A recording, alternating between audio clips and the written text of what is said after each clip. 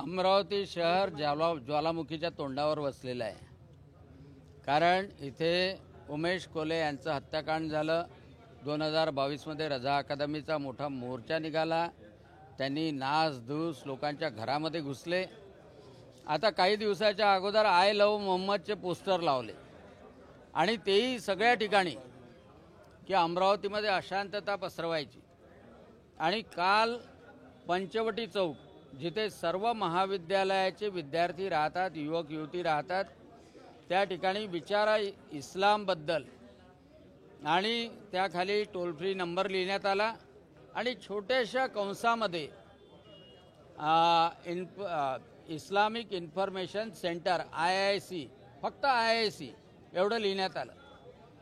पण हे कोणाच्या परवानगीनं लावलं नाही, कोणाचं स्वतःचं नाव दिलं नाही, कोणी जबाबदारी घ्यायला तयार नाही. आणि म्हणून आम्ही पोलिसांकडे आलो की हे मोठं रॅकेट आहे.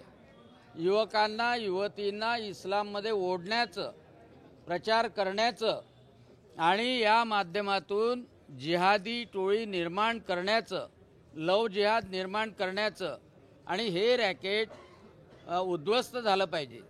काल मी त्या टोल फ्री नंबरवर फोन लावल्यानंतर तो फोन चेन्नईला लागला, तो माझ्याशी बोलला. हैदराबादला लागला, हैदराबादवाला बोलला आणि त्यांनी सांगितलं की मला माहीत नाही की कोण आमचा मुख्य आहे, परंतु सगळ्या ठिकाणी सगळ्या शहरात आमचे लोक आहे.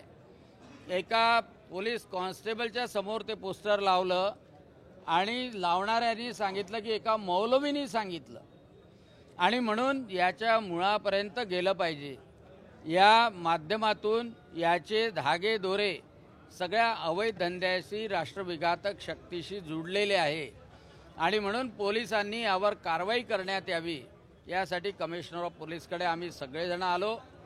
अनेक ठिकाणी MD, त्याचप्रमाणे गुटखा, त्याचप्रमाणे गायीची कत्तल अशा गोष्टीला सुद्धा याच रॅकेटमध्ये असल्यामुळे यावर कारवाई करण्यात यावी अशी आम्ही मागणी केली. फौजदारी कारवाई आणि त्या ठाणेदारावर सुद्धा कारवाई ज्यांनी दुर्लक्ष केलं त्याबद्दल. अमरावती में पंचवटी चौक में जहां सभी महाविद्यालय के युवा और युवती हैं, वहां पे पूछिए इस्लाम के बारे में ऐसा पोस्टर लगाया. उसके नीचे टोल फ्री नंबर था, लेकिन उसके जिम्मेदारी लेने वाले का नाम नहीं, सिर्फ IIC ऐसा एक ब्रैकेट में लिखा था. और जब मैंने ये टोल फ्री नंबर पे फ़ोन किया तो उन्होंने बताया कि हमारे ऑफिसेस सभी जगह पे, हैदराबाद, कोची, चेन्नई, लेकिन कौन मुखिया है, कहाँ सेंट्रल ऑफिस है, उन्होंने कुछ बताया नहीं. और इसके माध्यम से जो उत्सुक युवा और युवती रहती है उनको इस्लाम के ग़रेब में लेने का काम करते हैं.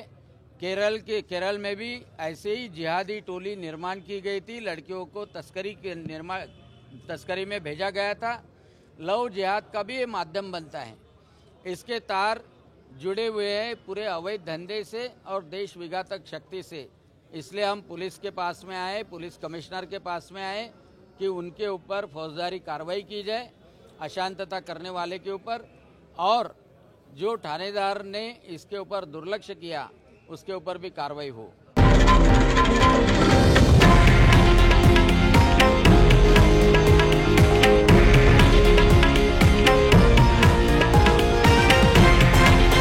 हे आहे देशातील नंबर 1 न्यूज नेटवर्क आणि आपण पाहत आहात TV9 मराठी, एकमेव.